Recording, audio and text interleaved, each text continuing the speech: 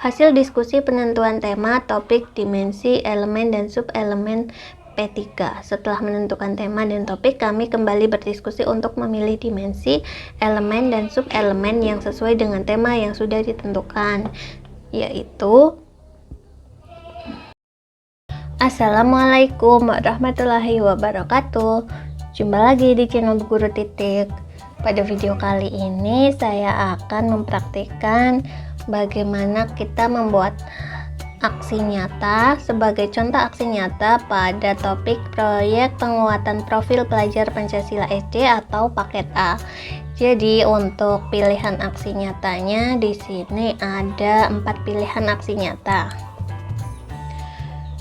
Kemudian saya memilih pilihan aksi nyata yang ini. Yang ketiga yaitu menentukan tema, topik, dimensi, elemen, dan sub-elemen dalam proyek. Ini untuk guru dan kepala sekolah. Jadi ketika kita membuat dokumen ini bisa digunakan untuk kepala sekolah dan juga semua guru dalam satu satuan pendidikan, namun dibedakan dalam deskripsi dan refleksinya. Coba kita baca rinciannya. Nah, untuk rincian dalam melaksanakan aksi nyata ini adalah kita tentukan tema, topik, dimensi, elemen, dan sub-elemen.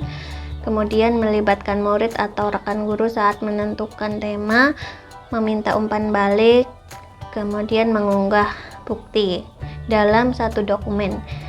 Jadi dokumen yang kita unggah harus terdapat hasil asesmen diagnostik kebutuhan murid dan satuan pendidikan, kemudian hasil diskusi penentuan tema, topik, dimensi, elemen, dan sub-elemen P3, kemudian dokumentasi saat kegiatan diskusi dan juga dokumentasi umpan balik dari murid. Nah, di sini catatannya adalah aksi nyata dapat dilakukan secara kolaborasi. Namun pendidik harus menuliskan refleksi atau deskripsinya masing-masing sesuai dengan peran dan pengalaman yang didapatkan saat melakukan aksi nyata. Refleksi personel adalah bagian penting dari proses pembelajaran. Jadi, dokumen yang diupload boleh sama dalam satu satuan pendidikan, yang dibedakan adalah saat menuliskan refleksi dan deskripsi setelah kita mengunggah dokumen aksi nyata. Dan contoh dokumen aksi nyatanya yang bisa kita upload adalah seperti ini. Ini adalah cover aksi nyata. Kemudian halaman kedua adalah alur pemilihan tema, dimensi, elemen, dan sub-elemen. Pertama kita memilih tema, kita menentukan tema yang dipilih, lalu kita memilih dimensi, 2 dimensi, 1 dan 2. Kemudian kita tentukan elemen dan juga sub-elemennya. Kemudian pada slide selanjutnya kita menuliskan siapa saja yang terlibat dalam melakukan diskusi. Saya menuliskan dari kepala sekolah, guru kelas 1 sampai guru kelas 6, dan guru PAI. Selanjutnya pada slide keempat yaitu tahapan. Tahap yang pertama yang dilakukan adalah melakukan asesmen diagnostik satuan pendidikan yang terdiri dari 2 identifikasi. Yang pertama adalah identifikasi tahapan kesiapan satuan pendidikan, dan ini adalah tahapan satuan pendidikan sekolah saya, yaitu berada di tahap awal. Kemudian identifikasi yang kedua yaitu situasi kontekstual, dan saya menuliskan situasi kontekstual yang pertama lingkungan. SD Negeri 4 Merden berada di Desa Merden yang berdekatan dengan lokasi pasar tradisional. Pasar Merden juga tidak terlalu jauh dari sungai yang bernama Kali Sapi. Kondisi sungai yang sudah mulai kotor dipenuhi dengan sampah plastik. Kemudian situasi kontekstual yang kedua yaitu masyarakat sekitar.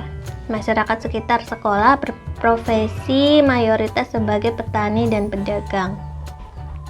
Dan pada slide selanjutnya, dari hasil identifikasi kami semua guru SD Negeri 4 Mertin lalu berdiskusi dan menghasilkan yang pertama, sesuai tahapan kesiapan satuan pendidikan yaitu tahap awal, ditentukan satuan pendidikan menentukan 2 tema yang sama untuk setiap tingkat atau kelas.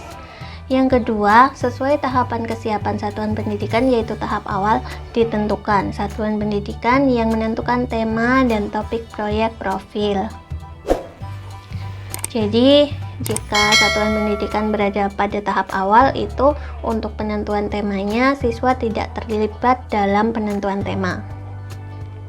Kemudian yang ketiga, satuan pendidikan menentukan tema dan topik yang sesuai situasi kontekstual, yaitu tema gaya hidup berkelanjutan dengan topik sampahku, tanggung jawabku, dan tema yang kedua pada semester kedua yaitu kewirausahaan dengan topik festival jajanan pasar.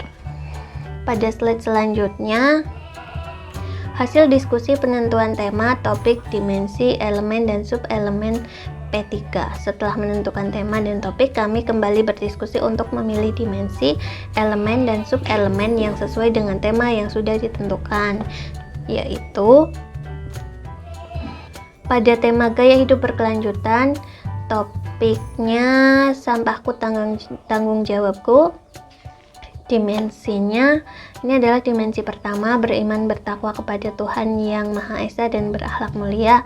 Kemudian dimensi yang kedua yaitu bergotong royong. Lalu elemen pada dimensi yang pertama yaitu akhlak kepada alam, dan sub elemennya adalah memahami keterhubungan ekosistem bumi, menjaga lingkungan alam sekitar.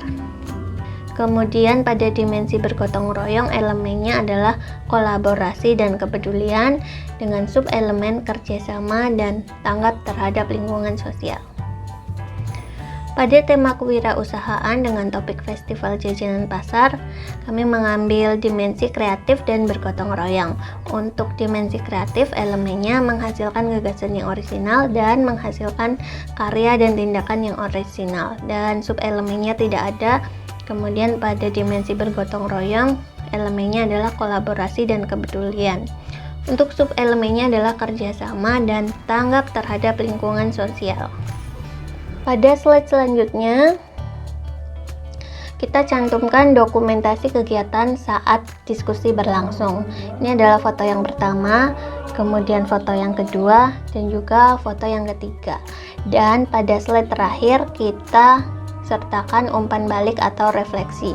Ini diambil refleksi dari rekan-rekan guru yang melaksanakan proses diskusi dengan pertanyaan apakah diskusi ini telah memfasilitasi semua peserta untuk mengeluarkan pendapat, dan juga pertanyaan kedua apakah tema yang dipilih sudah sesuai dengan kontekstualisasi sekolah.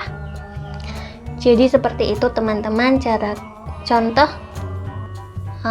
dokumen aksi nyata yang diunggah pada topik proyek penguatan profil pelajar Pancasila SD atau paket A dengan pilihan aksi nyata menentukan tema, topik, dimensi, elemen, dan sub-elemen dalam proyek untuk guru dan kepala sekolah. Pada video selanjutnya saya akan membuat contoh dokumen aksi nyata untuk topik-topik yang lain. Jadi bagi teman-teman yang ingin mengetahui video saya selanjutnya, jangan lupa untuk subscribe dan nyalakan tombol lonceng notifikasinya untuk mendapatkan notifikasi pemberitahuan video terbaru dari saya selanjutnya. Terima kasih, semoga video kali ini bermanfaat. Sampai jumpa di video selanjutnya. Wassalamualaikum warahmatullahi wabarakatuh.